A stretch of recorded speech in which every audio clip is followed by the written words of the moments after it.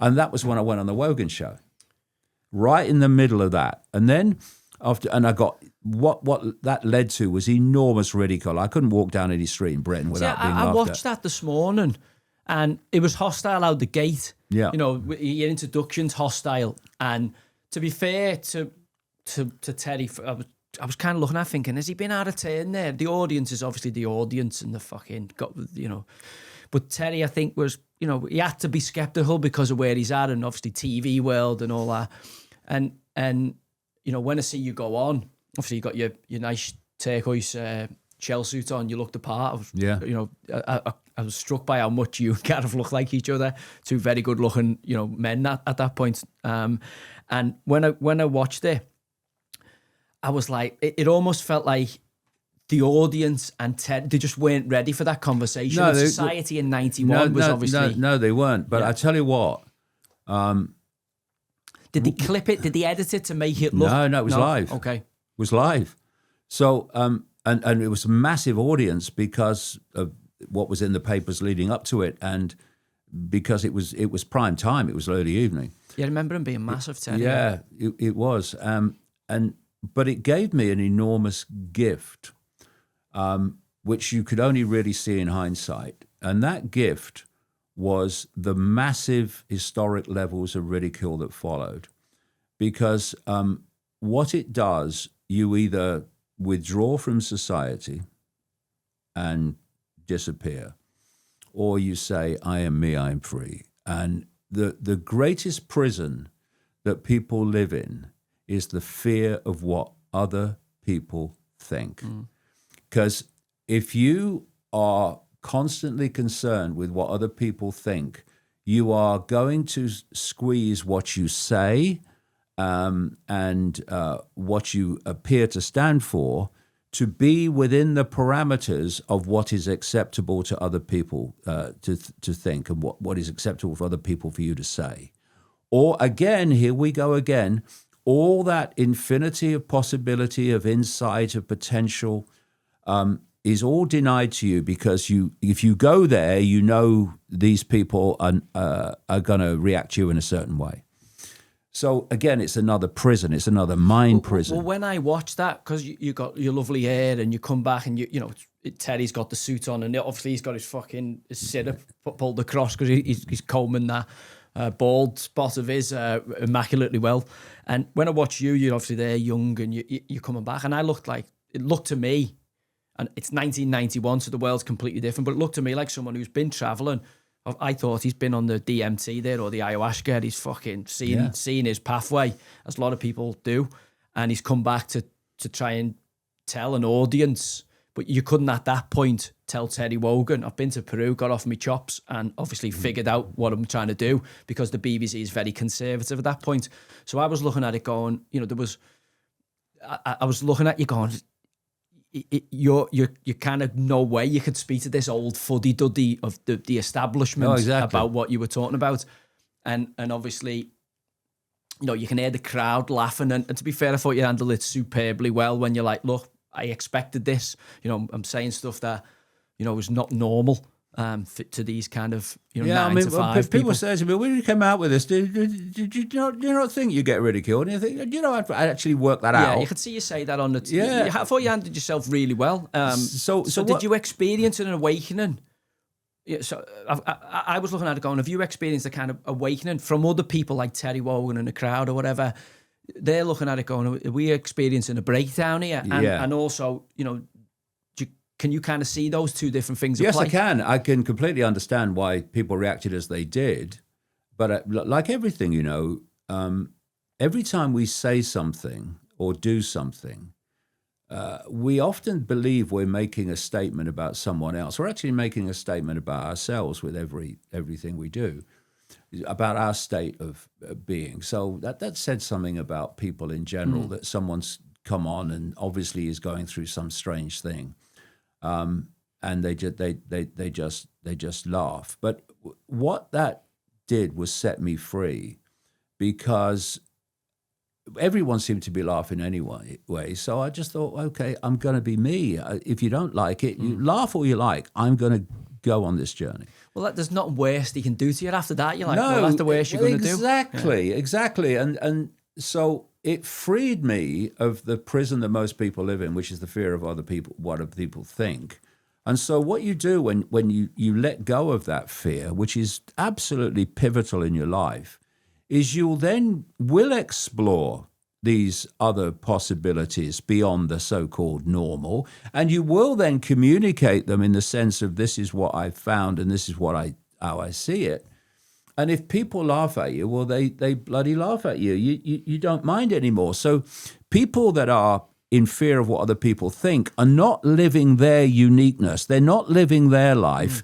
They're living what they think is acceptable to other people. Well, sod that for a game of soldiers. I'm going to live my life. How you react to me is completely your right to react how you like, but you're not going to stop me being what I am and saying what I think. And that was crucial because I didn't know at that point, sitting on in that seat at the Wogan show, that what was coming along in the journey was talking about shape-shifting reptilians, other dimensional manipulation of human society, the fact we live in a frickin' simulation, the fact that the way we experience reality as physical is not real. I didn't know this was coming. So right at the start, get rid of that idea, get rid of that fear of what other people think. Because if you retain it, you ain't never going to talk about this stuff publicly because you're going to go, I can see how people react to this. Yeah, it's almost like stripping yourself off naked and then saying, right, but what's the worst that can happen, you know? And then you build it back from there. So you said there about that kind of perception prison that we live in, or that people can live in. The walls of that, who creates those walls? Is that us, or is that something else that creates those walls? Well, ultimately, we create them by allowing them to be imposed upon us. We impose them on ourselves. But there is a force at work which is seeking to squeeze our sense of reality so we don't see actually what's really going on. Because what's really going on is vastly greater than even the alternative media believe is going on. Vastly, vastly greater. And so I've obviously been ridiculed by the mainstream media, but I'm also ridiculed by great chunks of the alternative media who live in the same prison. People forget Galileo was ridiculed for pointing out some of the things that now we take for granted. Exactly. So basically, you say things free of this, oh my God, what will people say? Don't give a shit. And you say things as a result of that. And you research things. I mean, I'm a journalist, ironically. I research things journalistically, and but with an open mind. And I say things. Now, the next stage is, does what you said here turn out to be the fact here? And so if you say what you believe to be right, if it has validity, then at some point it's going to be shown to be so. Often after you die, but in my case before. And if what you say doesn't have validity, then it won't. So you say things and then they play out. And what's happened in more recent years is what I said a long time ago has turned out to be the way things have moved, and people have gone, well, hold on a minute, maybe you weren't so bloody bad, and things sort of transform. The point being that if you fear what other people think, you ain't saying them here. You're going to, well, I'm not saying that. Well, you shape-shifting reptilians, are you having a bloody laugh? Yeah. Right? So, but you say them as long as you're clear of what fear of what other people think. And then the passage of what we call time will decide whether they're valid or not. And when I first started talking about shape-shifting reptilians, I put in the fledgling internet, I put words to that effect. I got 33 pages, I remember it. You put those words in now and you see how many pages you get. And the sequence was, again, it's whatever you know, there's more to know. So the first sequence was, okay, this network, this quote human network of secret societies, the global cult as I call it.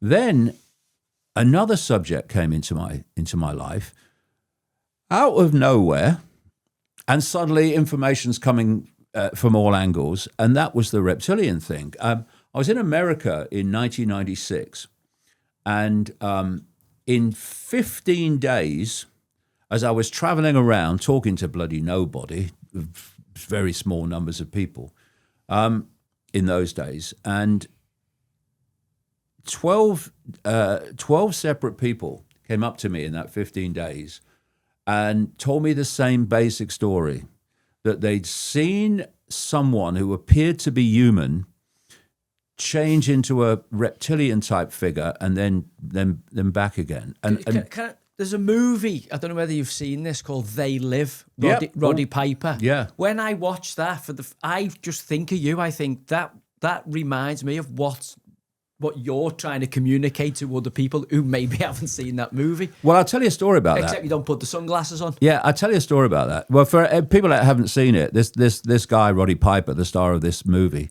They Live, really watch it, because it's you to watch it when I last night. It's showing you basically the foundation of what we're dealing with. And he finds these sunglasses and he puts them on, and he can see what he normally wouldn't see, and he sees a completely different reality. And he sees people that appear human without the glasses. When he puts the glasses on, suddenly they're not human. I watched that, and I saw the parallels with what I was saying, and I thought, "Whoa, this is really the way things are." And also when he's looking at the news and the advertising and money saying this is your god and all the subliminal stuff, which I talk about how the subliminal works. But interestingly, years later, Roddy Piper, who's no longer with us, unfortunately, he was a former wrestler. He did an interview about the movie, and he mentioned my name. He says there's a bloke in England called David Icke who's basically onto what's happening. He said, and remember what he said. He said, "They Live" was not a movie; it was a documentary, right? And it was written, and the music, everything about it was produced, directed by a bloke called John Carpenter. And if you look at John Carpenter's history, movie-making history, it's in all these different areas, like the occult and Satanism and all that stuff. And it really did make visual the world that we live in and how the control really works. So the way I work is that when I heard these 12 different people in this 15-day period, my reaction is, what? People think you go, oh, yeah, well, these shape-shifting reptilians, yeah, because he told me. No, you don't work like that. You go, well, that's interesting. What you don't do, unless you know from previous research that it's nonsense, you don't go, ludicrous, get the hell out of here, Get him sectioned. You say, okay, this is strange, but I'm going to put it on the back burner. I'm going to let it sizzle, and I'm going to see if other information comes. If it doesn't, then this is as far as I go. If it does, then eventually I'll go with it. And there comes a point where you've had so much confirmation, and this is what happened to me, so much confirmation from so many different sources, including military sources and intelligence sources of people who are trying to get information out but can't through normal channels, that it crosses your line and you think, this is real, this is happening. And then you go public with it. I went public with it in a book called The Biggest Secret. And in fact, the chapter I introduced this subject. Was that your first book? No, I've written nearly 30 now. Wow, that's but incredible. this was in this came out in 1997. So when did you write your first book? Well, I started writing books in the television days about. The first one I ever wrote was called "It's a Tough Game, Son," which was about how to become a professional footballer and all the pitfalls. Oh, so you haven't gone right into this straight out? No, but it weren't long before I was into this, and so I wrote the book, The Biggest Secret, and the chapter that I introduced it was called "Don't Mention the Reptiles," in quotes. Because when I started talking to people, they said, "Oh, don't mention the reptiles." What? They already think you're fucking insane. Well, that's what I spoke to Gareth, because I'd watched a program about the royal bloodline and the Holy Grail. And they were arguing that the Holy Grail wasn't an object. It was a bloodline that they were passing, or it was something to do with the blood. And then we know about the royals and how selective they were about inbreeding. So I said to Gareth when we were chatting, I said, when I'd heard you say that, I thought, it doesn't mean that literally about reptiles. He means it's the blue blood, the royal aristocracy blood and the inbreeding. And he went, no, I think he does. You'll have to ask him yourself. So I said, we'll have to get him on. Exactly, I do. So I'll get to. Don't let me throw you there. I could throw you at that. I want to get to the royal bloodlines. Yeah, but the point is that to understand what's going on, you have to research an enormous number of interconnected subjects that don't seem interconnected at first hearing, but then you find that they are. And crucially, to understand the shape-shifting reptilians and the scale of the control, you have to understand the nature of reality. And that's something that it's been a constant theme of researching that. So that's what I wanted to ask you. Is the human mind a receiver or a creator? Like, are we tuning into a signal, or are we generating one? Well, the way that I've explained it over the years is, and this I started really going public with this just after the turn of the millennium. This reality we're experiencing is a simulation. It's the equivalent of a virtual reality game. So like, have you seen Ready Player One?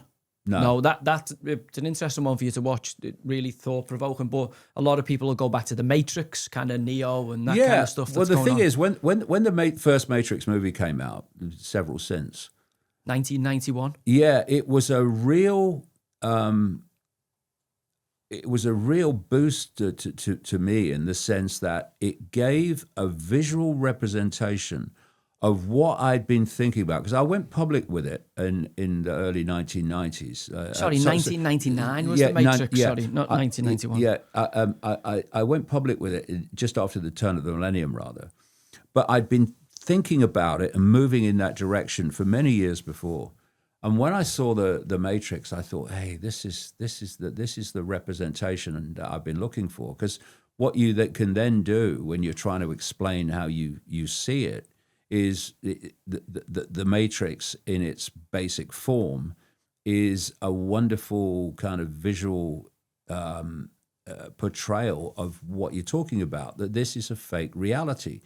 Now, I went public with it, and just after the turn of the millennium, when I thought, okay, it's crossed my line, I'm going to start talking about this, I then started looking for people who were saying the same, and I really only found one that was talking about it in public, and it was a guy called Professor Nick Bostrom. He was at Oxford University at the time, and he was talking about the fact that we live in a simulation.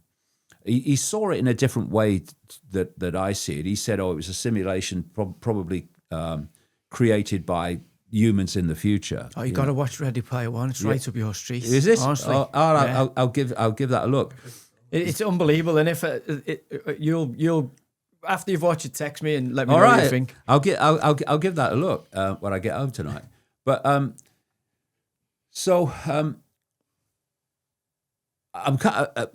what I was kind of saying at the time, just after the turn of the millennium, is that we live in a simulation, and that at one level of the simulation, it manifests at what we call the speed of light. Now, from about, and of course that's far out, I mean, Nick Bostrom, okay, intellectually, yes, I could see that. Yeah, or this mad guy from the Isle of Wight, bloody hell, he's saying it. What ridiculous! But from about 2016, more and more mainstream scientists started to conclude that actually this is some kind of simulation. And there was a guy called Rich Terrell, who was a computer guy a high computer guy in NASA, and he went public. It was in the papers as I think it was about 2016, as saying he believed that this was a simulated reality, that the so-called physical was holographic, which is exactly what I was saying,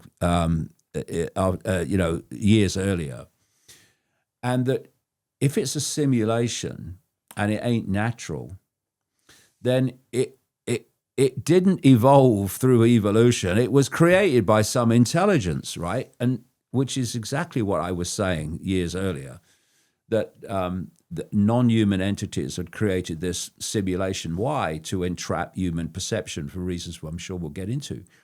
So then more and more people in science started to come to the same conclusion. There was a guy called Silas Bean who led a team investigating, is this a simulation, at the University of Bonn in Germany, and they concluded it pretty likely was, and was formed as a structure of cubes. And then there were others. And then in 2021, there was an article in Scientific American, the big mainstream scientific magazine in America, where this academic guy had concluded we are in a simulation, and that the limit of the simulation is the speed of light, which he related to processing speed. One of the things I've been saying since the early 2000s was that what we call the laws of physics are actually the encoded rules of the simulation. So if you're writing a computer game, you as the creator write the codes so that the limits and how the game is played is controlled by the codes. And as this guy was saying in 2021 in Scientific American, what you still don't control and you are limited by is the processing speed involved. And he related the speed of light to the processing speed limit. Anyway, since then, more and more scientists have started talking about the fact that this is a simulation. There was a guy at Portsmouth University, just across the water from me, and on the Isle of Wight. He's a physicist guy, and he was in all the papers in 2023, 2024, talking about the fact that this is a simulation.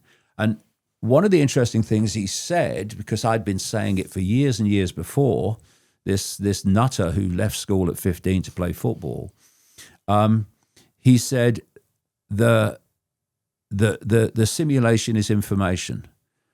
And that's what I've been saying. This matrix simulation is not a physical construct, because there is no physical. It's just the way we experience it.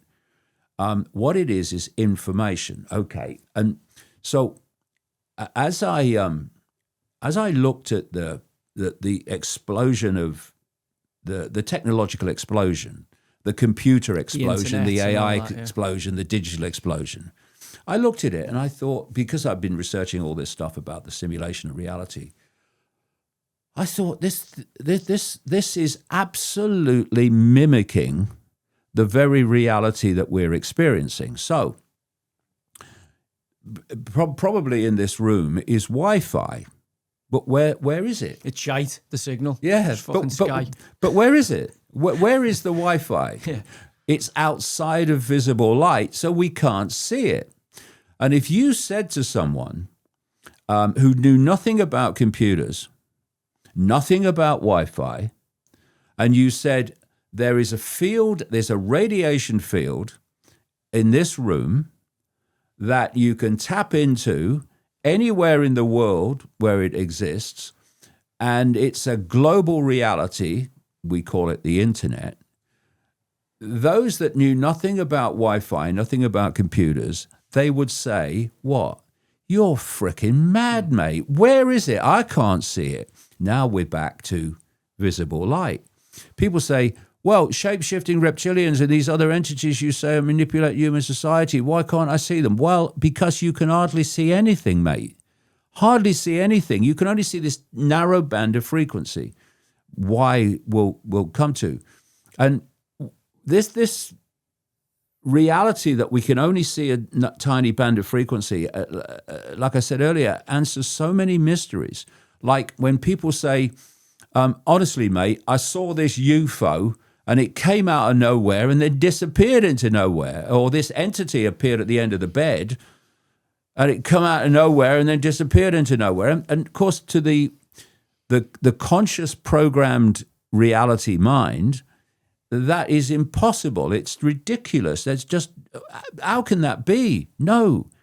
Once you are willing, this is why I say it's so important for kids at the earliest age, they can grasp it, to realize they're only seeing a certain band of frequency. When a, quote, UFO enters visible light from another dimension of reality, when it changes its frequency to enter the frequency of visible light, to the observer, it's appeared out of nowhere. And then it goes back into wherever it came from, and to the observer, it's disappeared into nowhere. Same with the entity at the end of the bed. It hasn't disappeared at all. It hasn't appeared out of nowhere. It's entered visible light where you can see it.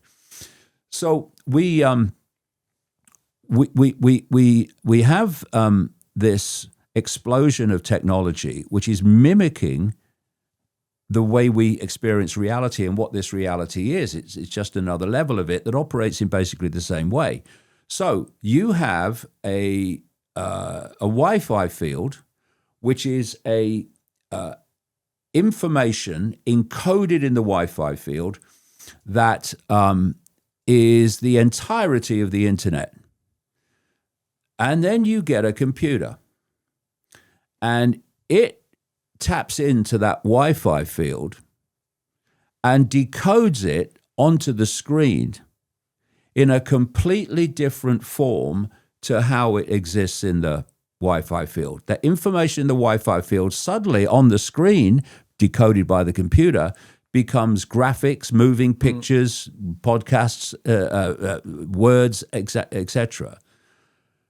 And if you if you give it to a caveman, they'd think it was just pulled out of thin air. They'd be absolutely bamboozled by the technology. So the difference between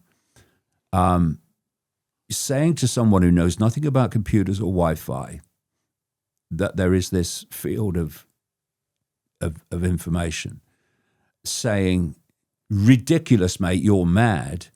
And if you say it to someone who knows about computers and knows about Wi-Fi, and you said the same, they go, oh, yeah, Wi-Fi, computers, yeah, I know all about that. The only difference between you're mad and I know all about that is knowledge. So is knowledge. That's all it is. And if you can suppress knowledge, you suppress the sense of the possible, and you put people in the perceptual box. Well, this is what I was going to say to you. So you're saying, obviously, there's this obviously group of elites that sit above, that control information and knowledge and stuff and hide stuff away from us. They're obviously able to see in a bandwidth that we're not. Yeah. And I'm looking at that going, is that kind of tyranny planned, or is that kind of the predictable end for us as humans to keep us kind of cattle, keep us contained? No, it's done on purpose for reasons we can come to. So what I did then was I applied that computer Wi-Fi thing to this internet, to this what I call cosmic Wi-Fi, this information field that is the matrix, is the simulation. And so you say, well, okay, we can't see the matrix information like we can't see Wi-Fi, but the Wi-Fi is decoded into this totally different reality by the computer. How do we decode the matrix? How do we turn it into what we experience it as? Well, you're wearing it. This is why since the 1990s I've been calling the human body a biological computer. It works in basically the same way. So then you start researching, even mainstream science, in the about the sequence of how we decode reality, how we experience reality, and it works like this. And all the five senses are the same. The five senses are how we interact with this matrix. And what the five senses do is they tap in to the wave field, waveform, frequency, information level of the matrix field, just like Wi-Fi. And classic is the ears. I'm talking to you now, but there's no words passing between us. What's passing between us is an information field, a frequency information field generated by my vocal cords. And I'm talking mainstream science here, people. So the ears pick up that frequency information, they turn it into electrical information, and they communicate it to the brain. And the brain then decodes it into the language that we think we're communicating with each other. So all the five senses work the same. When Gareth was in hospital once with a broken leg playing football, I was chatting to the doctor, and he was telling me about a new pain relief technique, which stopped the message coming from the point of the pain, like a blow on the leg or whatever. It's like an epidural would do that in pregnancy, wouldn't it? From being communicated to the brain, because you may have a blow on the shin, but it's the brain that says "ouch," because that signal is then decoded by the brain into what we call pain. I don't know why I'm laughing. I'm thinking of Dirty Rotten Scoundrels now when he's in the, he's pretending to be a cripple and Michael Caine's whacking him on the shins, Steve Martin. Does he ever stop? Does he ever stop watching movies, this guy? No, I always watch them. So that's the thing. You've been obviously, predictions you've made. I'll get into that with you in a minute. So I'm looking at it going like, are you a forecaster or someone who notices patterns that others ignore? No. So yeah, I just finished the point that so the computer, the biological computer, is decoding the matrix through the five senses, and the five senses communicate an electrical information to the brain, which is a electrical version of the wave field information. And there's different parts of the brain that specialize in decoding the different senses, like the visual area is at the back here. And if you damage that, you'll lose your sight, right? So then the brain puts all this information together and generates a version of reality, a vision of reality. And we can all agree that there's a table here that is not in the form that we are looking at it, but it visually it's there. But what we think of the table can be very, very different. Like someone might like it and someone might not like it. So we have the same basic background experience of reality of the matrix. It's the same molecular structure. It's just formulated in a different way, isn't it? Do you know what I mean? This is energy that's entered that frequency band that's within visible light. So we're sitting here, and what we can see around the room is material form, because that's all vibrating with invisible light, so we can see it. But if you look around the room, between the form appears to be empty space. To our visual reality, it's empty space. It's not, but it appears to be, because that's outside of the visible light frequency range. As we sit here, the entirety of infinite reality is within the space that we're occupying, but we're only perceiving a narrow band of it. So when the body dies, what we call death, the body ceases to function. And that's when you have these now millions of near-death experiences with very common themes, who, when the body dies briefly and then is revived, they find themselves in a completely different reality. There's nothing like this one. And ayahuasca and stuff like that, those trips point to near-death kind of moments. Well, certainly some of the accounts I've heard. they do. I did take ayahuasca on one occasion, which I'll come to in a sec, in a Brazilian rainforest. DMT, I don't know if it's the same thing, is it? Basically, yeah. But what happens when the screen on a computer goes blank, and stops decoding the internet? What do we say? My computer's died. Exactly. What has the computer stopped doing? It stopped decoding the Wi-Fi field and putting it on the screen in another form. My computer has died. That's all death is. Death is the computer, the biological computer, ceasing to function, and therefore ceasing to decode this level of the simulation, and it's then frees consciousness to experience a completely different dimension of reality. So when I've heard you speak about this in the past, it sounds quite like you're quite Buddhist in your beliefs, that there's kind of reincarnation, that you're maybe not going from David Icke to a tiger or whatever, but no, there's some kind of other realm that we can. Yeah, but I see it in a similar way to some people who call themselves Buddhists, and I see it in a different way to other people that call themselves Buddhists. So what you believe happens when we pass this away from this realm? Well, this is the thing. This is what happens when you constantly work on the idea that whatever I know, there's always more to know. You keep going deeper in the rabbit hole. So I went through all these different levels to the fact that this is simulation. And by this time, I'd become convinced that reincarnation was real.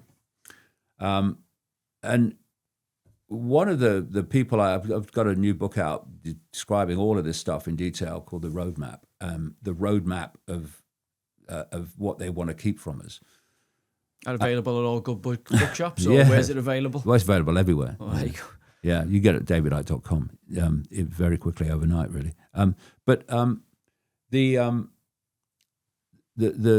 thing is that I looked at reincarnation on many different levels, but common sense level in so many ways. But I also looked at the mainstream scientific level, and I looked at the work of various psychologists who had set out to debunk reincarnation and show that it didn't exist, and they became convinced that it did.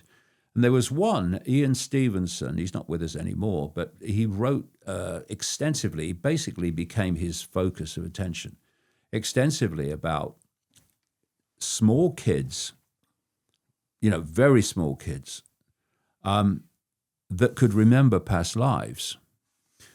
And he set out to document what they were claiming and the detail of what they were claiming, and then debunking it. And he found that he couldn't. And he wrote thousands of cases up of young kids who had described previous lives in places that still existed, and how they were describing situations, buildings that they'd never been in. They weren't even in the place they'd experienced in this life. People and circumstances, how they died. And Stevenson would then set about checking all the facts that these little kids had claimed, and found that overwhelmingly they checked out, even in detail. There was one kid, he claimed that he had been in a previous life married to a woman who was still alive, obviously much older now, And so they took this kid to the house where this family and this wife was. And Stevenson said that the kid was talking to the wife as if she was still his wife, right? So in the end, this family said, "Well, look, if you are who you say you are, where's your will? We've never been able to find your will." And this kid walks over to a point of the kitchen floor and points at a floorboard, and there, they took the floorboard up, and there's the frickin' will. So I was convinced by this and many other, much other research that reincarnation was real. But then there was the question, which we go back to from earlier. When you travel around the world, people aren't having a bloody good time. They're having a very challenging time and trying to survive another day, mostly. And you can understand how consciousness might be manipulated into this reality once. But why the frickin' hell would you come back? I mean, you when you left, you go, well, that's a shit show there. I ain't going back there. But people do in this reincarnation cycle, which the Buddhists call the wheel of samsara, where you leave the body as consciousness, people call it soul, and you then come back into another life in another situation to pay back your karma, which I think is a load of more bollocks. And what's interesting to me is how, as you study these near-death experiences and others, there's other people that I've talked to, and I quote that say that they remember the pre-incarnation process in this other dimension known as the astral dimension, and they have a memory of coming into incarnation. And again, the common themes are ridiculous in what they describe. And one of the things that they describe commonly is just how energetically dense this frickin' world is. It's like in energetic terms, it's like living in treacle. That's how I used to play. Yeah, which means it's an incredibly challenging environment energetically that we're in. And they also talk about, as they come in, they pass through some form of immensely powerful electromagnetic field, which wipes their memory.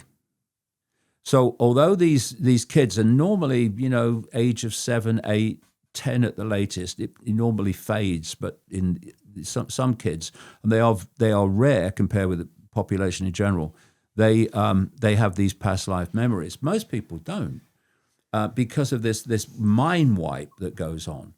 And so when they come in, it's like they've come in for the first time, and they're bewildered and they are at the mercy of the programming. So if you look at the life of a child, they come out of the womb and immediately they're subject to the programming of the parents being passed over to them, often not malevolently, but because that they believe that that's the way to do it. They then go to school and the programming gets more and more. They go to university, the program gets more and more. They turn on the media, and the same program sense of reality from school and university is then delivered by the media, and so it goes on.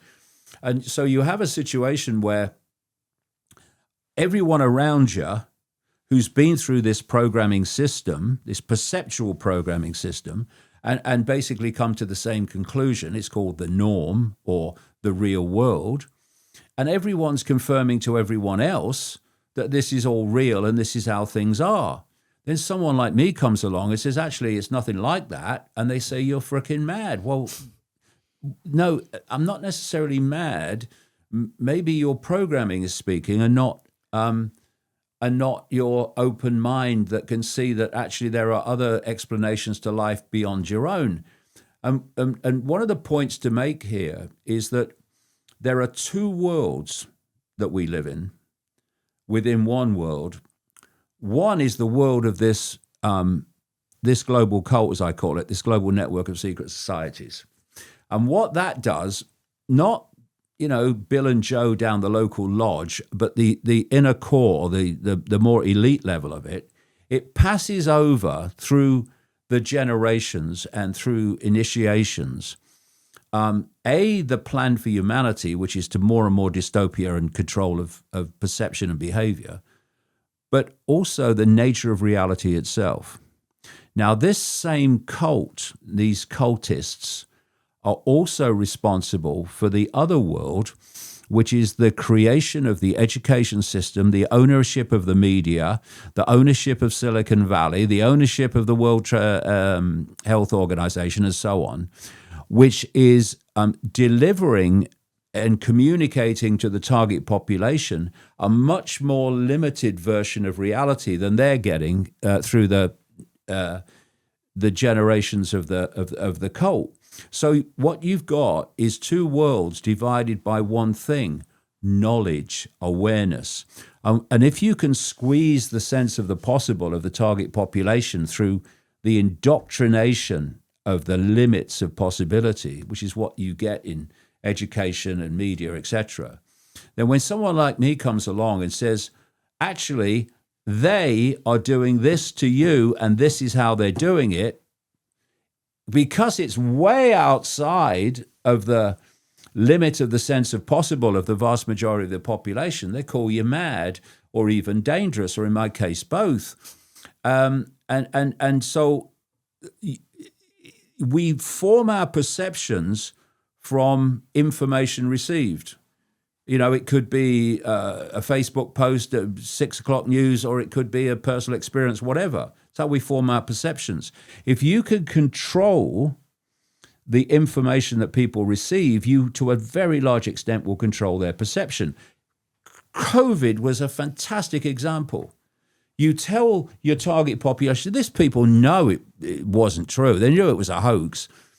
But if you can convince your target population that it's a deadly virus, and the only way to protect yourself from the deadly virus is a deadly frickin' fake COVID vaccine, then the vast majority of these people will take on that perception and will roll up their sleeve and have the fake vaccine. So and this is happening all the time. You must control perception. You must limit perception, because then these people who have a much wider understanding of reality and the agenda for humanity can rule. And therefore, throughout history, you've had the few controlling the many. And if you can control their perception, you control their behavior, you control them. Yeah, I'm mindful here that you've done, thousands of interviews, and obviously, for me, I'm looking at it going, I want to try and get. I think it's on record that lots of the things you're talking about, if people want to go and delve into, you've written in 30 odd books or whatever, and I want to try and get to the nitty gritty of it. For me, like I'm not here to kind of agree or disagree with you. Sure. I'm interested in how people get kind of captured by narratives, whether that's obviously mainstream or fringe, and for our audience, kind of saying, look, keep your horizons broadened. As you say, there's always new stuff to learn. So just when you talked about kind of the powerful there and the elites, do you believe that they're coordinated, that they're all on the same page, or that and that they have shared incentives, or that they're all competing against one another?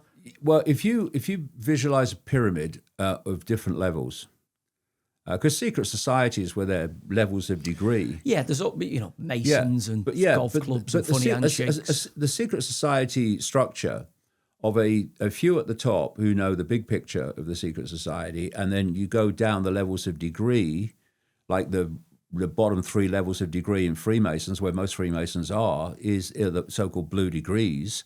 They don't know what they know. And you only get to the next level and the next level if the next level agrees that you should be part of that level. So it's very compartmentalized in terms of knowledge, because if it was flowing everywhere, then people would find out a lot of things that they don't normally, because it's compartmentalized. And society is basically structured in the same way. So if you visualize a pyramid structure, and at the top you've got the inner circle of this cult. Who are they? Who do we know? Have we got any evidence Well, of who they are? You can name some of the gophers, and I've said many times, if you can see them and identify them, they're like your Tony Blairs and they're that gophers. Kind of guys, yeah. Well, Tony Blair is a super bloody gopher in the sense that he's controlled by many Donald levels Trump, above would you him. put him in that Oh, category? completely. Musk, Starmer, Elon Musk, all these people, Musk, big time cult gopher. Jeff Bezos, them guys. All of them. But they're still gophers if you can identify them. But who are the gophers for? Do you mean it's because I see them as some of the most powerful men on the planet? The US president, richest men in the world, at the etc. level you can see, no politician is anything more than a gopher. They're here today, gone tomorrow. You go another level up the pyramid, and you get that more permanent level, which is always there. But the politicians are coming and going all the time. I look at Vladimir Putin and I go, obviously, but there must be something behind him. Even Xi Jinping, the Chinese guy, there must be something that's above him. You know what I mean? Yeah, so even when you look at powerful men, you understand that there's something bigger there behind is, and him. this is how this pyramid works. So you've got the inner circle of the cult, and which in the end you get round one table.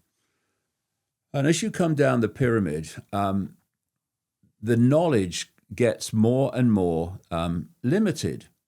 So as you come down, you'll then hit the gopher level, and you'll hit Silicon Valley oligarchs, billionaire oligarchs. You'll meet technocrats. You eventually meet the leadership of China, the leadership of the United States, the leadership of Europe and Asia, and because this is the point. This global cult has no borders. They're for public consumption. They control globally. It's a global cult. And are these human? Are we saying these are human? Well, in the end, they're not human. No. So the very top of this pyramid structure, they're not human. No, or you don't believe they are. They're certainly not human. What you've got is this global cult, which operates within interdimensional, but also operates within the world of human. So you look at your Gateses, your Klaus Schwabs, these are and George Soros, etc. Netanyahu. These are all gophers for the cult. But what happened in the early 1990s, when I was putting this cult structure together, I started to realize that when I investigated these people, invariably where I was led was Satanism and pedophilia, right? So immediately you go, that doesn't go on, does it? What I'm talking about in terms of the Satanism, I'm talking about human sacrifice rituals. And in my books over the years, I've named a lot of people who are involved in this, and so you've got these rich and famous cultists today taking part in satanic ritual. Of course, the immediate reaction is, "What the fuck? Why? What's going on?" And then you remember that in the ancient world, they were openly doing human sacrifice rituals all over the world to the gods. Or they perceived them as gods. They're not really gods. They're a bunch of prats, but they perceive them as gods. And they were doing human sacrifices as a gift to the gods. And my reaction to that was, well, okay, so what did the bloody gods get out of it? That's the story I'll come to as we move along here. Then you realize, as I lay this out in the roadmap, that we talk about pantheons of gods in the ancient world, like the Greek pantheon of Zeus, etc., and the Roman pantheon and the Egyptian pantheon, all that stuff. But what you realize is all over the world in every culture, they had pantheons of gods. In the Hindu belief system, they still have pantheons of gods. In the Abrahamic text, that's where it starts. Obviously telling Abraham to kill his don't start me on children. religion. But yeah, well, I go into religion. So this is the thing. Again, you have explained this, and because I've researched a bit of it, obviously there's loads out there of David interviews where you can go and get this kind of stuff. The thing I want to try and ask you some stuff that maybe hasn't been asked you. So when you're talking about that, I'm instantly thinking about the allegations around John Podesta, who's in the Democrat thing, and the adrenochrome and the big. Yeah, I don't want to get me tinfoil at you. Yeah, David, I can. The Pizzagate stuff that was going on. I can explain that as we go into this now, because. So what I'm trying to ask you some questions here that other people haven't asked you, because I know you've done loads of interviews and I've seen them, and I've watched bit of the Liam Tufts one. So I just don't want to really get you to, because that'll be there for them to watch. I want to try and get you into some stuff that you maybe haven't spoken about before. But the thing is with what I do is when you're talking about everyday things that people perceive as normal. You can talk about things in one-liners or two-liners like politicians do on specific subjects. But when you're painting a completely different version of reality, before you can talk about adrenochrome, you have to then talk about, well, what is adrenochrome? How does it work? And that kind of relates to what I'm talking about here. So what I was seeing was the ancients doing human sacrifice ceremonies to the gods, and I'm seeing the rich and famous billionaires, etc., doing satanic ritual sacrifices to the gods now, and for cosmetic reasons, to get younger and that's live forever, as some of these billionaires want to do. Some of that is part of it, but people getting fetuses injected to parts of the body for healing and stuff like that. But it's not absolutely the whole story. So the question was, why did they do it? And then you see, okay, they were doing it before it became unacceptable to the public, in which case it went underground and it's now secret, has been a long time. And then you ask the question, okay, so what do the gods get out of it? And this leads to what adrenochrome really is. This is a whole other story, but it's become clear from the research that I've done and others have done that these non-human entities operating in this astral dimension, which is very close to this one, but outside of visible light, is why we can't see it. So the book of Enoch, I've only come across it recently, but some of these books that have been taken out of the Bible, speaks about kind of some kind of interaction. The Watchers. Talks about the Watchers, You see, that's the thing. And I cover this in some detail in part of the roadmap, is how what has become God singular in religions actually originates from gods plural, and then it was fused into a one God. This happened with Islam. This happened with Judaism and the Old Testament as well. If you look at the original of the Old Testament, they talk about the Elohim. You look at the translated Old Testament, Elohim, which is a plural, becomes God singular, and suddenly the whole thing looks very different. So you had these gods, and you talk to ancient cultures and shamans and stuff, and they'll describe these ancient legends and stories about these gods operating in another dimension.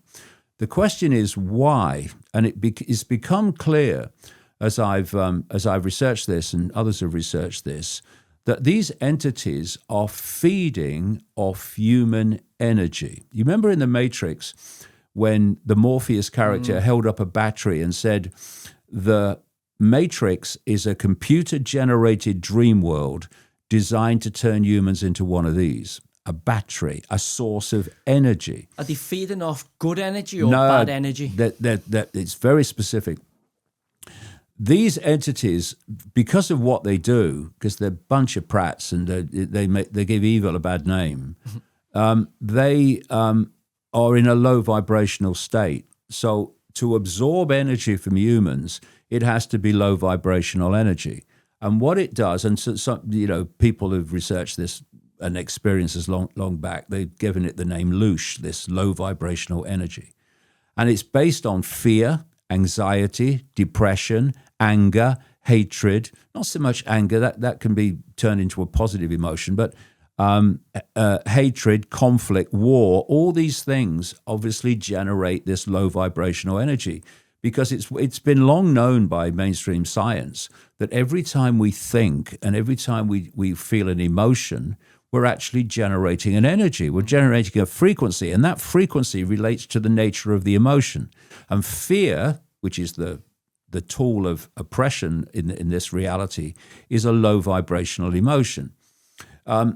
So if I'm looking at you and you're in a terrible emotional state, I can see by your facial expression and I can see by your body language that you're in an emotional state. What I can't see is the energy that emotional state is giving off, because that's outside visible light. It goes into this astral dimension. Well, yeah, people talk about some people can see auras around people and stuff. It's all like part of it. Yeah. You go deeper into the field of the visual field than the normal visible light, you'll see things that will just bloody amaze you, because they're so different to the reality that visible light delivers to you. So that's going into the astral. And so every time there's a war, every time there's a conflict, every time there's a big row and there's kind of conflicts and hatred and all this stuff, we're generating this energy and they're feeding off it, which tells you something about the world immediately. There is no incentive whatsoever of these other dimensional entities to have a world of love, of harmony, of peace, of appreciation, of mutual support. None whatsoever. They want a world, and they are generating through this global cult events that are going to generate this low vibrational energy. They want people in states of fear, of worry. Am I going to pay the rent at the end of the month? Oh my God, is my relationship going to survive? Is my job going to survive? What AI? Oh my God. They want this stuff. Now this means they're feeding off human energy. This takes us to these negative human energy. Oh, low vibrational human energy, what we would call negative motion. Yeah. So they're treating us almost like cattle in fear to feed off that kind of. There's a chapter in the roadmap called Loosh Farm. That's what this is to them. It's a way of farming human energy by manipulating events that put people in a state of perception and response that generates this low vibrational energy, which takes us into satanic ritual. What's all that about? What do the gods get out of it? What is adrenochrome? So what they do, and what the ancients did, first of all, they were sacrificing young virgins to the gods. What's young virgins? A code for children. Because, as I've researched this over many, many years, there is a particular energy that these entities want more than any other, and that's the energy of children before puberty, right? This is where you get your massive obsession with pedophilia from, and it's literally all over the world, and it connects into Satanism ultimately. But the energy of children has to be turned into a low vibrational state. So abused children, people who are violently abused, people who are sexually abused in all the ways that they are, that experience of the child puts them in a low vibrational state. And so this prepubescent energy suddenly becomes a low vibrational state that these entities can absorb. This is the whole basis of pedophilia. And so if you're looking at a satanic ritual, they are conducted specifically to generate extreme levels of terror in the victim, understandably, terror. So as the victim is getting more and more terrorized in the build-up to the sacrifice, they're generating this. Terror is an extremely powerful low vibrational energy, and these gods are feeding off it in their astral state around the ritual conducted by their initiates and global cultists. Almost like a Hunger Games, like a version of Hunger Games. Well, I used to call human society for a long time the Hunger Games Society. It basically works in a very similar way. So what then happens is, as this terror manifests itself, it enters the blood in the form of an adrenaline. This terror produces this adrenaline in the blood. And that's what the Satanists drink, and we call it adrenochrome. I've talked to Satanists all over the world who've taken part in these rituals, many with very rich and famous people, often against their will, not always, but often. And they describe how when these Satanists drink the blood of the sacrifice, laced with this adrenochrome, it's like a frickin' drug. They go crazy, right? And that's adrenochrome, and that's what these people are consuming. So all these stories in Washington D.C. about adrenochrome drinkers, it's true. That's what goes on. I've talked to people in America when I was traveling America, talking to no one maybe in those days, but phenomenal for research, who've taken part in these rituals, and they talk about, for instance, in major rituals, how what they're doing in the way that they're conducted is through the chants and the colors. Everything's a frequency. They're creating a frequency environment, and they often do them in particular places where they have vortexes on this global grid of so-called ley lines, and where ley lines cross, especially a lot of them, it creates a massive vortex, and they often do rituals at these points.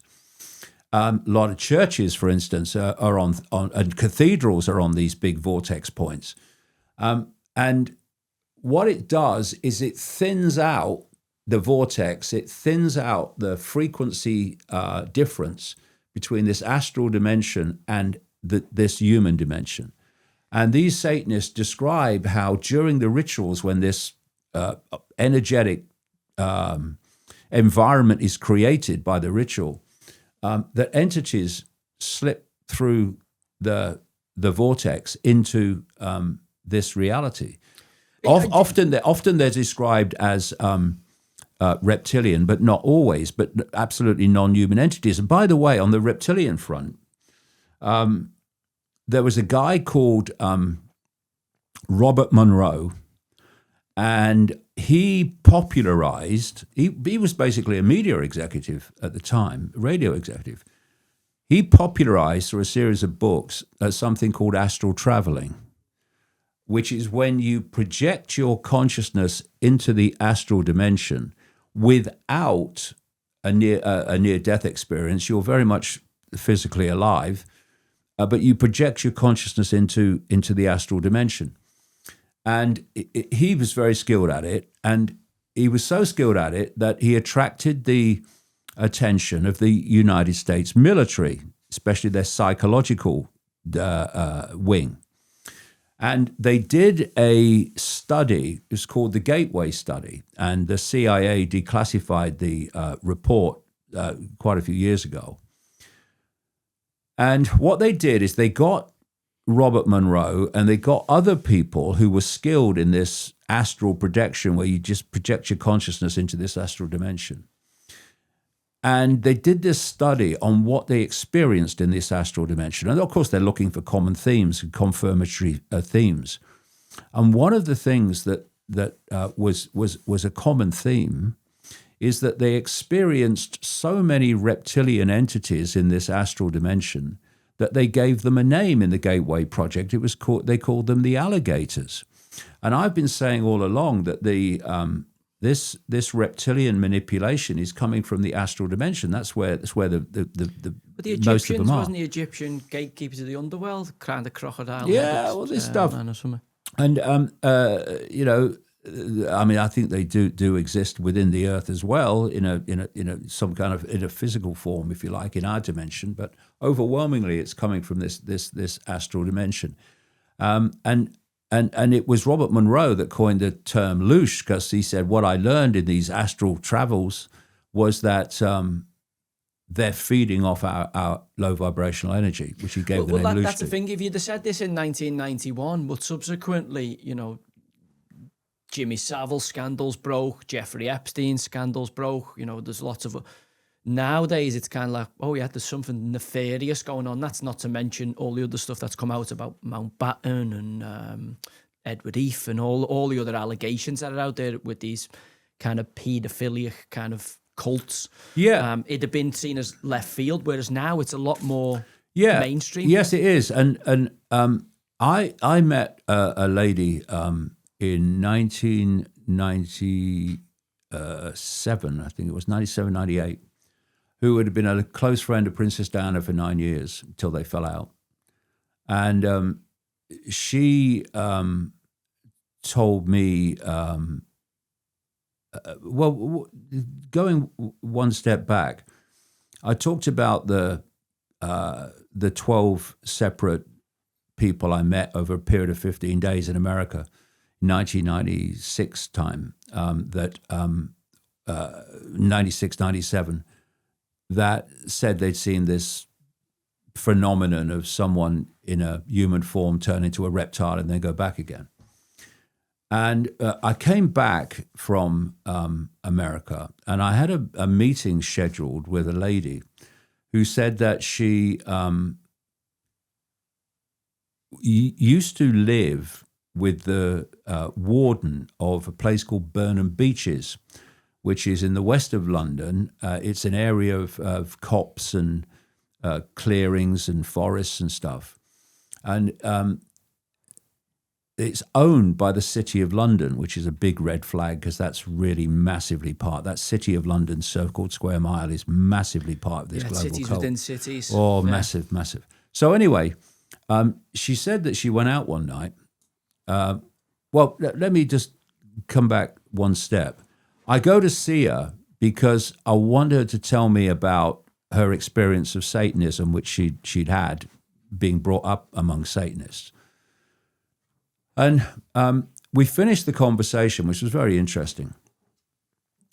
And I had a cup of tea, and I put my cup of tea down. I said, well, thanks for that. It's nice of you to talk to me. It's very interesting. And as I turned to walk away, I said to her, you know, I've had some amazing experiences. I keep hearing people tell me they've seen people turn into reptiles. And by this time I've turned. And all I can hear in the background is, right? And she's holding her chest when I turn around. What's going on? She said, I weren't going to tell you that. She said, I thought even you'd think I was mad. So, because I haven't gone public on the reptilian thing by this time. And she told me of going through the clearing in Burnham Beeches, where she lived in a house, which I've seen in among the trees. She went through one night, and there was a light, and she crept towards the light and looked through, and she saw a circle of people in long robes. And the guy conducting this ritual was Ted Heath, who was the Prime Minister. He was then Prime Minister at the time she experienced this. And next to him was a bloke called Anthony Barber, who was his Chancellor of the Exchequer. Not Rachel from accounts. No, but ladies and gentlemen, this is how it works. This is the people that are telling you they're on your side. Anyway, she said, I'm watching. She said, and suddenly Heath transforms into a reptilian figure and grows by about 1 foot 2 feet. that is a common theme you find all over the world. When people see people shapeshift from human to reptilian, the reptilian is taller. And she said, first of all, when he started speaking in a reptilian form, it was like the old transatlantic telephone line where there's big gaps between it, like he's coming from far away. And she said the thing that struck me most was that when the transformation happened, no one in the circle reacted. It was as if to them it was the most common thing that they've experienced, absolutely something they experience all the time. There was no, it was all very much as they expect. And I named in The Biggest Secret in 1997, I named Heath as a Satanist, a pedophile. And the passage was read to him by a local journalist on the Isle of Wight, if you can call her a journalist, in the week of publication. And all he said was, David Icke must be mad, and there was nothing else. It took 17 years for allegations to appear about Heath, who was a absolute brutal paedophile. And Wiltshire police investigated and said if he was still alive, then he would be brought in for questioning on the evidence that we've seen. And that reminded me then of something I experienced. When I was in the Green Party in 1989, the European elections, the polls were showing that the Green Party was suddenly having a real surge in interest. And I was invited onto Sky News, their live election program, to talk about the results as they came in. So I arrived at Sky News, and I got met by this lady in reception, and she took me through to this makeup room. And the door of the makeup room was open. So I walked in and I sat down, and she said, someone will be along in a minute. And she walked out. So I'm sitting there looking at the mirror, and something caught my eye just to my right. And I turned around, and just behind the door, which is why I couldn't see him, was Ted Heath, who'd just been on the program and was waiting to have his makeup taken off. And so I looked at him, and, being a friendly chap, I said, all right, mate, how you doing? I couldn't stand his politics, but hello, how are you doing? And he turned and he looked at me. And in all this experience, he never once said a word. Never said a word. He started at the top of my head, and he went slowly down like that, like he. And the thing that came to me as being scanned in some way. And then he goes to my kind of feet, and then he goes back again to the top of my head, and then turns and looks at the mirror. Never said a word. And then eventually the makeup woman comes in, and it's like, what the fuck just happened? Anyway, while he's scanning me, I'm looking at his eyes, and the entirety of his eyes turn black. Not just the pupils, the whites turn black.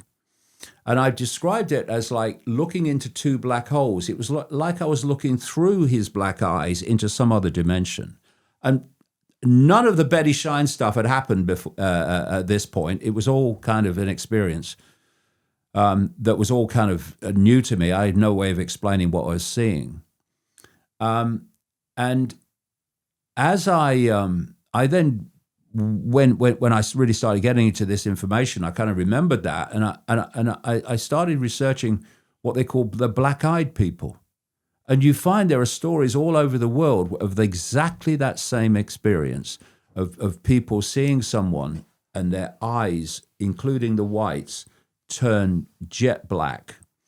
Because these people are not human. Well, what when you're describing what your friend said she saw inside the City of London, it instantly jumped me to, obviously, another big film that was out in 1999. I don't know why I keep mentioning film, because it's philosophy film and literature. I imagine it's rubbing off on me. And I want to talk to you about this guy in more detail, mainly to do with the fake moon landings and obviously Space Odyssey 2001. But Stanley Kubrick was his last movie was Eyes Wide Shut. Yeah. And it sounds like, if anybody's watched that movie, what you were describing there was kind of some kind of ceremony. And they reckon that Kubrick had to edit that movie, and maybe allegations it cost him his life. Yeah. Eyes Wide Shut, I have seen. It's a very significant movie. And Nicole Kidman's in it. And The Scientologist, Tom Cruise. Tom Cruise, her husband at the time, it was made. And Kubrick was, it seems, I've got a friend in America called Jay Weiner, who is a filmmaker, and he made an absolute brilliant video about the moon landings in 1969 and how they were faked. Yeah, they look it now, don't they? When you watch do they look it, man? Now, when you look at it with all this modern technology. Well, the phone call, when Nixon's on the phone and you're like, I can't get a fucking signal here because I live in the countryside. Never mind, to the moon and back. It was such a frickin' joke. Anyway, people bought it. They bought it, yeah, because the power of suggestion is immense. If enough people tell you the same thing, and everybody knows that, mate. It's amazing how that impacts upon your perceptions, as it did with COVID. So in the run up to the moon landings, Kubrick, who was considered, Jay Weiner was saying, as the best special effects guy of the time. It was still shite, but it was the best of his time. Space Odyssey, Annie. Well, this is the point. Or he done it after. Sorry. 2001: A Space Odyssey was done in the run up to the moon landings and was used as a cover to fake the moon landings. So what Jay Weiner does in this video, you can still get it on the internet, is he looks at the filming special effects techniques of 2001: A Space Odyssey, and then he looks at the techniques of what we used in the so-called moon landings. They're exactly the frickin' same. You know, where you have a studio come down and meet the floor. Well, if you leave it, you're going to see the wall meet the floor. Oh yeah, when you watch it, it stinks that it's not real now. When you watch it. So what he did in 2001: A Space Odyssey, he always covered that line. If you look at the moon landings, that same line is covered in exactly the same way as 2001: A Space Odyssey. Now, according to Weiner, Stanley Kubrick did the fake moon landings on the understanding that from that point he could direct any film he wanted without editing, right? Without the studio editing it and telling him what it could go in and couldn't. Okay. So eventually he does Eyes Wide Shut, which includes, of course, a satanic ritual, which is far more gruesome than was displayed, but there you go. And by the way, interestingly, the mansion used in the where the ritual took place is a Rothschild mansion, or is Red Shield, massively connected to the Rothschilds. So anyway, what he describes is how when the Warner Brothers executives went into the little theater to watch the movie, this is an acclaimed film director, and apparently he was walking up and down waiting for their verdict, and they walked past him and completely ignored him, right? But they couldn't edit the film because of the agreement they had, contract they had. And then he died very, very soon after they'd watched it. And they took 25 minutes out of it that have never been seen. Now, you look at that, and that's one of the reasons it's a bit jerky in the way it's cut, because a massive part of it was taken out. But you look at what was left in and imagine what was taken out. And what he was revealing, because he would have known from the inside that he worked, was the satanic networks that are dictating the world, that are driving the world into this this dystopia that we're experiencing now.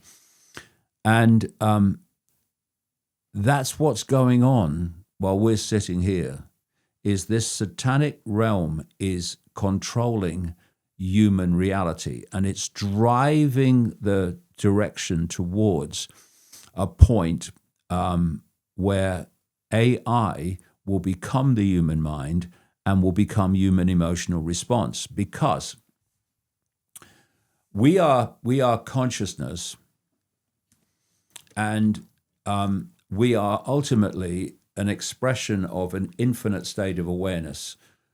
But what this matrix is about is isolating that consciousness within a perceptually manipulated sense of reality. So if you said to most people, and it is most people, overwhelmingly most people, who are you? They tell you their name, they tell you their life story, they tell you their sex, their race, whatever, their religion. And they would say either, I believe I'm just a human body, and when the human body dies, the lights go out and that's it. Or they'd tell you that I am subordinate to a judgmental God that I have to keep happy so I don't stoke the fires of hell. And they'd give you one of those two explanations. They wouldn't say, I am an expression of infinite awareness, infinite consciousness that's been entrapped in this fake reality that's controlling my perception of self-identity and reality, because that's the knowledge that's kept from us. And what happens is when you let these walls fall of limited perception, of unquestioning belief and rigid belief, and let your mind flow into the realms of all possibility, you expand your sense of awareness to the point eventually where it leaves the frequency band of this matrix, and you start tapping in to knowledge, insight, awareness that's beyond the frequency band of the simulation, the matrix. And you can just have a 2CB and you get in there. I'm telling you, I was in Glastonbury in the field, I had a 2CB, and I could smell, I sniffed out other people. I walked to them with my nose almost like a wild animal, because my perception and my mind was expanded. But when you're in some of these places and you let your mind go quiet, you can start to expand this awareness. You don't even have to let your mind go quiet. For me, it's about self-identity. That's absolutely crucial to everything. Yeah, meditation and all that kind of thing. But when I meditate, I fall asleep, and so I don't bother for a long time. But what I do is I daydream, which is a form of meditation. What you're doing is you're letting your mind go where it wants to go without limit. And self-identity is the critical thing for me. If you self-identify with being human, not as an experience, which you're obviously having, but as this is who I am, then you enter a sense of limitation, massive limitation. If you identify only with being human, then basically almost everything is impossible, not possible, can't happen. Or you take on the perception of I am this subordinate entity. I'm subordinate to some God who loves me but will send me to the fires of hell if he doesn't like what I do. Then you're in this sense of limitation, and this sense of limitation is within the walls, the frequency walls of the matrix. Well, I found that out, David, because in COVID, obviously, with what went on and the lockdowns and stuff like that, you're a British passport holder. Yeah. Yeah, I am. And I found, obviously, once they restricted travel, that I am not actually a free person. I am a subject that is owned by the royals effectively by the king or the queen at the time. And I want to get you onto that kind of royal bloodline. I know you've been vocal about that in the past, but I was, as I said earlier, speaking to Gareth, and I thought it was this, blue blood passed by inbreeding to cousins and other royal families, right? With the Saxe-Goldberg and Habsburg families. Well, I can talk about all of that because it's all relevant to what we're talking about. But if you self-identify with being a state of awareness, just a state of being aware, a formless state of awareness that is part of an infinite flow of awareness, then that self-identity, that expansion of who I am, I'm not human, that's an experience. No, I'm not subject to some judgmental God. I am infinite awareness. That expansion of self-identity automatically expands you into these other levels of awareness, beyond the walls of the matrix, beyond the manipulation, beyond the control of perception and the manipulation of perception. And suddenly, that's what's going on. You see it. And you see it because you've tapped into that level that is beyond the manipulation. So the critical agenda is to keep people of this simulation, is to keep people in perceptual states that will keep them in frequency terms within the matrix. So they're fine if you believe in a judgmental God. They're fine if you believe that, life's a bitch and then you die and the lights go out. They're not okay if you realize that you're an infinite state of awareness, because then you're expanding beyond their realm of control. So the whole point of this AI human fusion is to... we're seeing it with Neuralink and stuff like that. Yeah. What a con man he is. And what the whole point of it is to have AI becoming the human mind and the human emotional response to keep you within the walls of the matrix, because perception equals frequency. And there's a guy in America, a Google executive called Ray Kurzweil, and he said some years ago now that by 2030, and we're coming up to 2026, by 2030, humans will be connected to artificial intelligence. And from that point, artificial intelligence will do more and more of human thinking until human thinking is basically negligible. And we'll become gods by fusing ourselves with artificial intelligence. And then you've got someone like Elon Musk, who's trying to pull in the skeptics, who positions himself as, AI could be the end of humanity, but what he's saying is, but it's inevitable that artificial intelligence will become more intelligent, more than humans. So if humans are not going to die out, I don't want it but if humans are not going to die out, we need to fuse with artificial intelligence. So you've got the Kurzweil Gates cell of we must fuse with humans because we'll be gods, and we've got the Musk cell of we must fuse with humans or we'll die out. But you can trust me, says Musk. I'm on your side. I'm a skeptic as well. No, you're not. He has been good in terms of allowing a bit more freedom on his social media site than others. Well, he has and he hasn't. You see,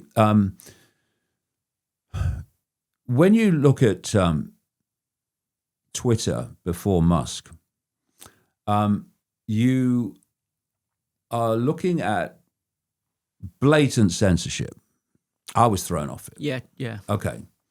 So when you say to people, so when Twitter was doing that, it was controlled by the, quote, deep state. Oh, yeah, controlled by the deep state. Yeah, throw everybody off. Okay. So the deep state owned Twitter, controlled Twitter. Yeah. So why did they sell it to him then?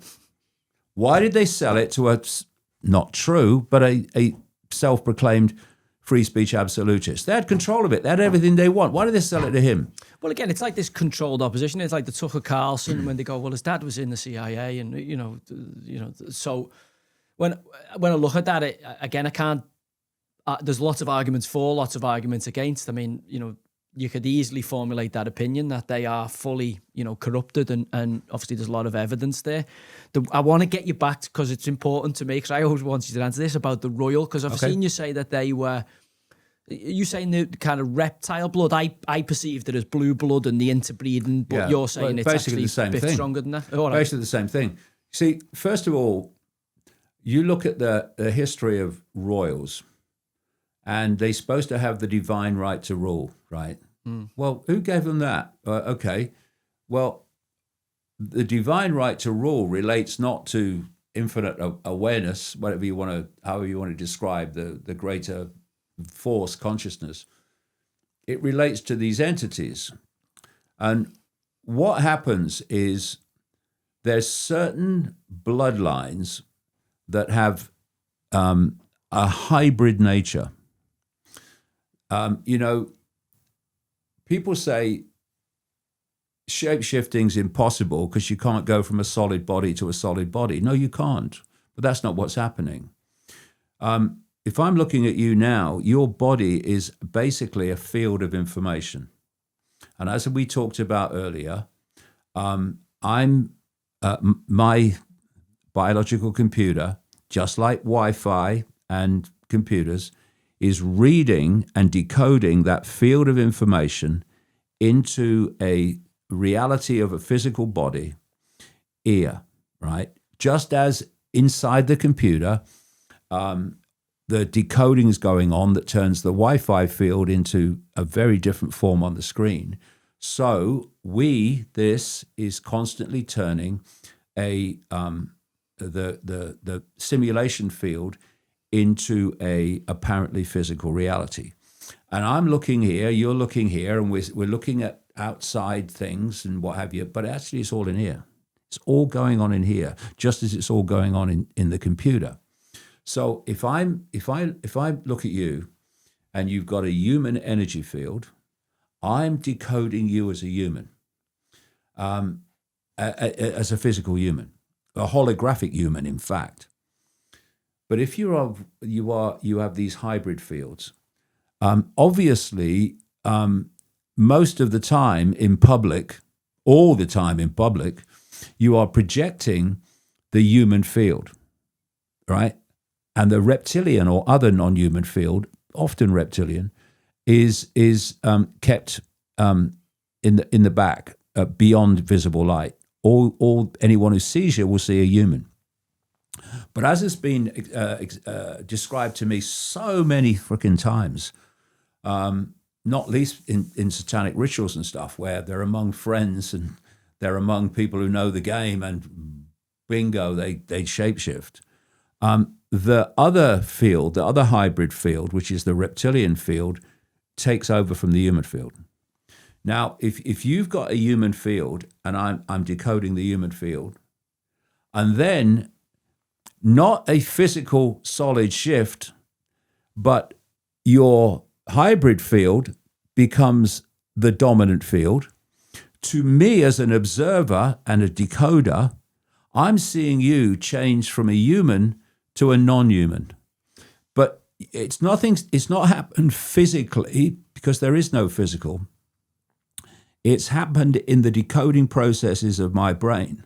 I've been reading your human field, and now it's become a non-human field. And to me, you've just transformed physically from one field to another. Yeah, but you haven't. Couldn't we argue, though, that that's what happens to people when they lose the plot, when they have psychotic episodes, that they see, this person's turned into the devil, or this person, people who go through psychosis do often,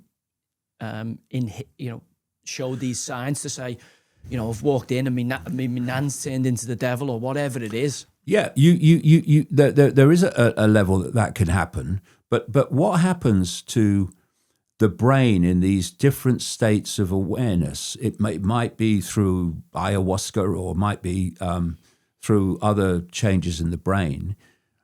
The brain starts decoding reality in a different way.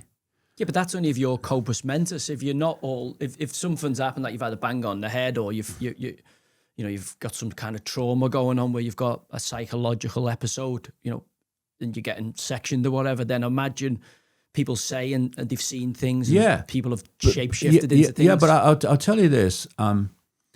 There's an area of psychology outside of the mainstream orthodoxy that has come to the conclusion that what are called, not in every case, of course not, but what are called psychological states that are considered people that should be put in mental homes or something. What's actually happening is what they're saying they're seeing, they're actually seeing. You know, if someone came along and said, I saw this person change into a reptile, immediately you'd go, well, you're mad. Obviously, you've got some psychotic problem going on. But what if it's actually real? And what I've done, because I've been doing this for so long, I'm coming into my 36th year, there's been such a layer upon layer upon layer upon layer of evidence that you're way beyond the point where you go, this is real. It doesn't mean that other people don't have psychotic states where they see things that aren't there or whatever. But in this foundation thing of the shape-shifting reptilians, and also, you know, one of the things that I do is I look at ancient legends and ancient accounts, and I play them across modern experience and modern science and modern psychology or whatever. And what I'm looking for is patterns of agreement. Like I'll look at religions and I'll look at ancient legends and shamanistic streams of knowledge. And okay, you're going to see patterns of disagreement. Fine. But what are the patterns of agreement? And it's amazing what you find. There's a pattern of agreement across the religions and the ancient cultures that there is a non-human force operating outside of the realm of the human scene that is manipulating human society. And they give them endless names in different cultures. The Egyptians have got obviously weird shaped heads and different gods, obviously the Anukai or whatever, the Anukai or whatever. So there is a lot of, like, I'm looking at it going, are you saying to me that you believe that the royal family are reptilian blood, or they are a kind of hybrid species? Yeah, this is what I'm saying. And what is royalty? Why does it have a divine right to rule?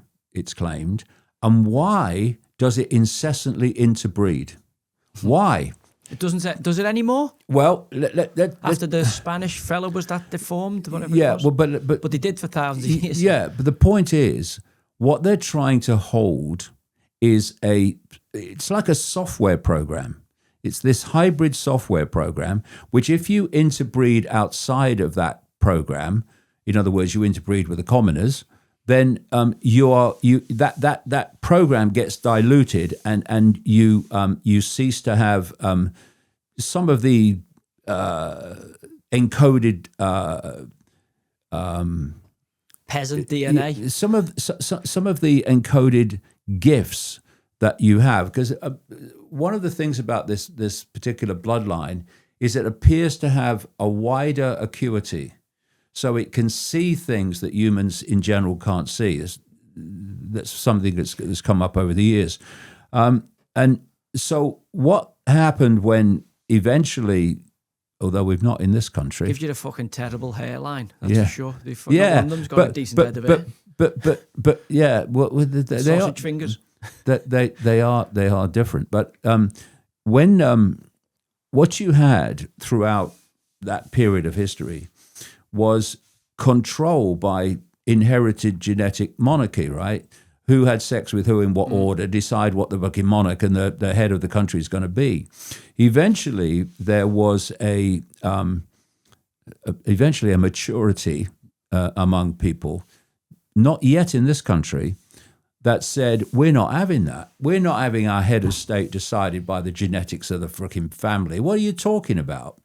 And so they then introduced this political system. But these bloodlines still incessantly interbreed. And, you know, one of the things I learned from this long time friend of Princess Diana, is how the royals just wanted her genetics.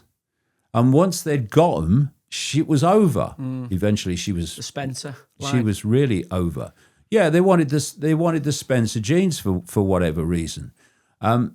Well, it's an ancient bloodline, isn't it? That Yeah, family's, all these aristocratic bloodlines go way back. And there's a big. Sorry to stop you. There's a tin-off moment that people. There's some out say that William is actually one of the Red Shield's offspring, rather than Charlie's, because that's the way they've inbred that line. I talk about that in one of my books. I think it's called The Perception Deception. There's very, very good chance. I'm gonna have to read it because I haven't. There's a very good chance that he's a Rothschild on both sides. Or certainly of a certain genetics on both sides. But so Diana described herself to this lady as like the Windsor's broodmare. They just wanted her genetics, and once they got him, because he was with Camilla all along, right? Because that was the one he wanted to be with, but he had to do his genetic duty, right? And that's how it works, because the human body is literally a biological computer, and it carries certain, if you like, software programs, and the hybrid software program is diluted if it interbreeds outside of itself to any extent. Yeah, like any bloodline, if you were breeding racehorses or whatever. Exactly. It's interesting. The Queen and certainly the Queen. David, I could speak to you about this for hours and hours and hours. I'm mindful Noah's trying to wrap me up here, and we've taken up far too much of your time. I've just got 2 questions to finish, if that's all right. If everything you've warned us about is true, what should a normal person do tomorrow morning? Well, people have said to me over the years, what's the solutions? Well, I'm not interested in solutions, because solutions invariably lead to still more problems, which need more solutions. What I'm looking at is, if you've got a problem that you want to erase, what's the cause of it? Why can it manifest? What's causing it? Because if you remove the cause, the problem must disappear. So here we have apparently 8 billion people controlled by a fraction, a tiny, tiny fraction in full knowledge of that 8 billion. It's impossible. It can't happen unless the 8 billion give their power away to the few. So if you go back to that pyramid, and you look at it with the inner circle of the cult at the top, the capstone, connected to this non-human dimension, and you come down the pyramid in the same sequence to the mass of the population at the bottom. And that sequence is imposition, acquiescence. So the inner circle imposes its will upon the level below it. And it acquiesces to that will and imposes that will on the level below them. Eventually, pretty quickly, you reach a point in the pyramid as you come down where people are unaware that there is a pyramid, there is a cult, and there is an inner circle. But the sequence continues of imposition, acquiescence, imposition, acquiescence. It's, in a simple way, people go, oh, I don't know, it's come down from on high, I guess we better do it or we'll be in trouble, right? Imposition, acquiescence, imposition, acquiescence. This is the hierarchy, the hierarchical structure of power. And eventually you reach the mass of the people at the bottom of the pyramid. And if they acquiesce to the level that's imposing upon them, which is politicians, law enforcement, royals, etc., then we complete a circuit of imposition and acquiescence, which means that the will of the tiny few at the top of the pyramid is imposed on the entirety of humanity. And all it's taken is acquiescence to authority, what the perceived authority above you is. So we do not see fascism and communism and tyranny imposed by fascists, communists, and tyrants. There's never enough of them. The reason they can impose tyranny is the acquiescence of the population to tyranny. And people say, oh, the authority is so powerful. No, it's frickin' not. If authority comes out of Downing Street and the White House and said, we've had a discussion and we've decided this is going to happen, if enough of the population say, we're not doing it, we're not doing that, go stuff yourself. No, we're not doing that. Where's their power? Their power is people saying, oh, well, I don't agree with it, but you can't break the law. You got to do what they say. That's the acquiescence of the many to the few, which has gone on throughout human frickin' history, and which is why throughout human history, known human history, the few have always controlled the many. So what is the cause of the few controlling the many? It's the many giving their power to authority. And this is why, as I said earlier, they have to break the population up into rigid belief systems which can then be played off against each other, because that's the only way you disunite your target population so that you can literally divide and rule. And so if you look at the number of people in the world today that dictate global events, it's freaking tiny compared with the number of people that are imposed upon. How do you take away the cause of the problem?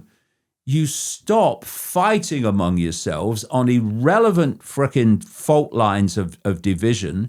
You have respect for everyone to believe what they want to believe without imposing what they believe on everyone else. I've got the truth, so I must impose it upon you. And you say, hold on a minute, just put those fault lines aside for a second. I don't care if you're a Muslim or Christian or whatever you are, think you are, put them aside. Now, look up. Oh, what's that? What's that hand holding strings to all of us? Exactly.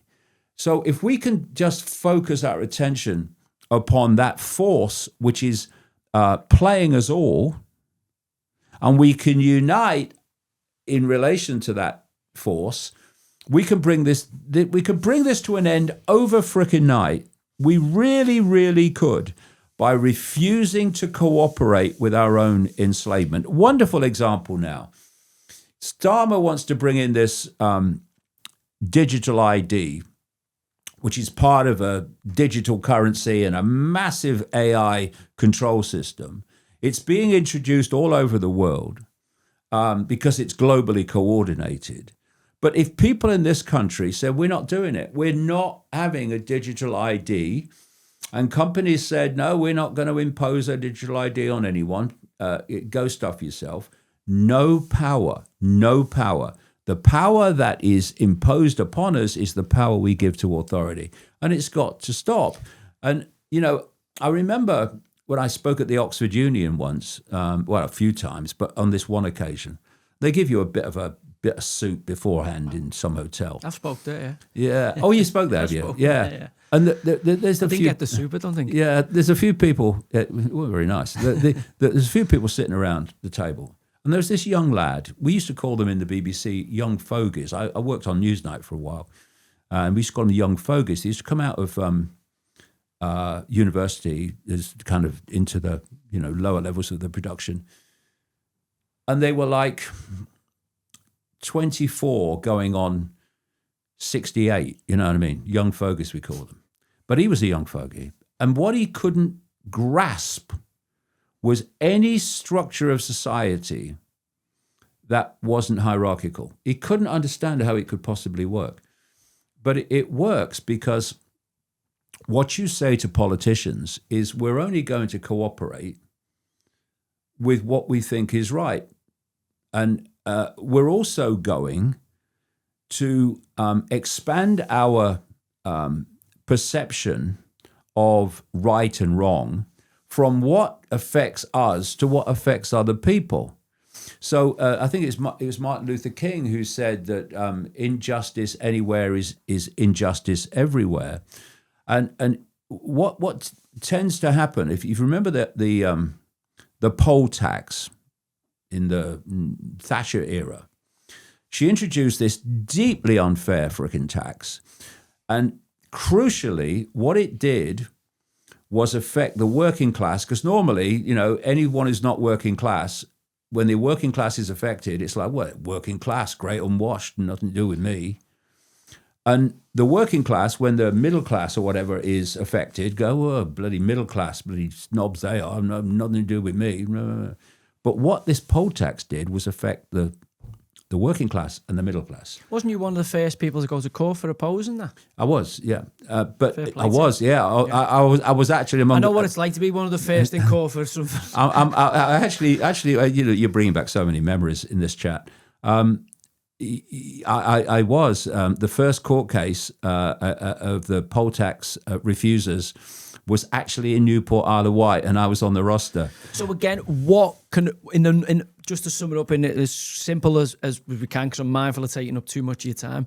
What would a normal person do in the morning? Oppose tyranny, oppose government, oppose this directive from above?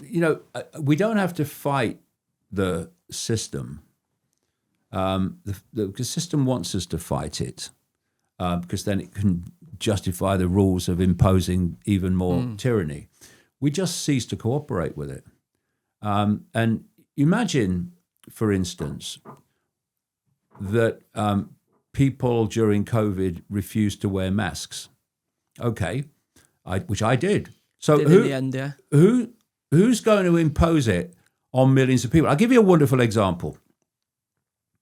During COVID, they said that anyone working in a care home had to be vaccinated with this horror up to before a certain point, or they couldn't work in the care industry.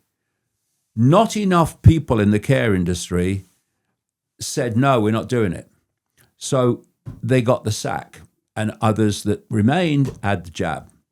They then tried to play the same thing on NHS workers, National Health Service workers. But as they closed in on the deadline, the number of NHS workers, not least because they'd seen the consequences of it, who were saying, we're not doing it, we're not having the jab, was so massive, they dropped the mandatory nature and people.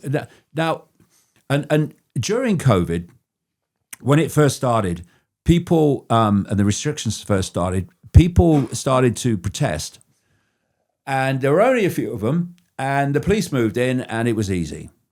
By the time we reached a certain point in COVID, I was walking through the streets of London in protest with maybe 100,000 people, and the police, who had been picking people off to start with, were standing on the side of the roads watching us go past. There's just too many people who weren't cooperating, and there's nothing they could do about it. So if you add the people in full knowledge of what they're doing, which will be a tiny number, you add them to the various levels of government and law enforcement that impose the will of the few on the population, you're still looking at a tiny number compared with the population.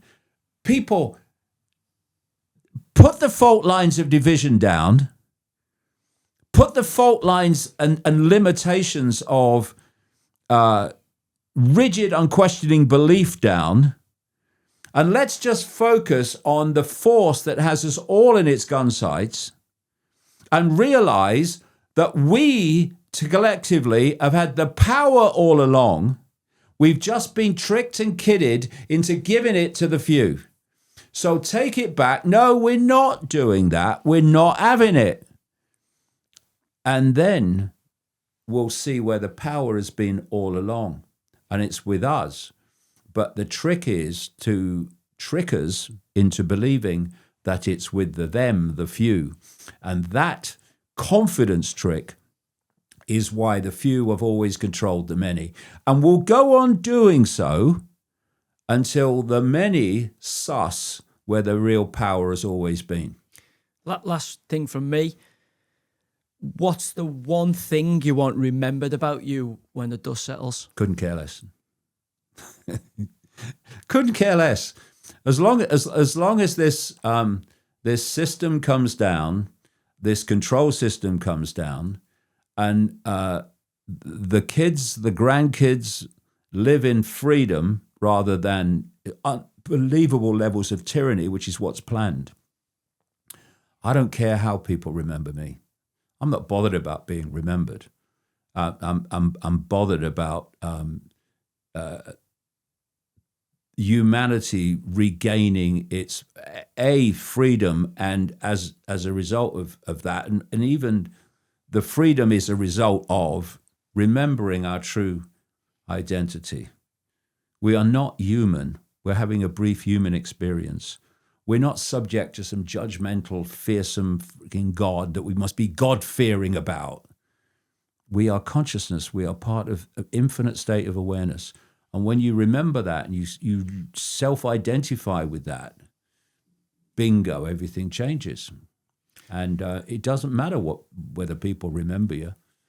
Well, you've done thousands of interviews, thousands of media, requests, etc. Wrote in 30 books. People talk about you all the time. I'm pretty sure you'll be remembered, mate. And I can't thank you enough for your time. I Real pleasure, to you Joey. all afternoon. There's millions of things I'd love to ask you about, but obviously Noah's kicking off at me for the time. I'm mindful of my kids coming in.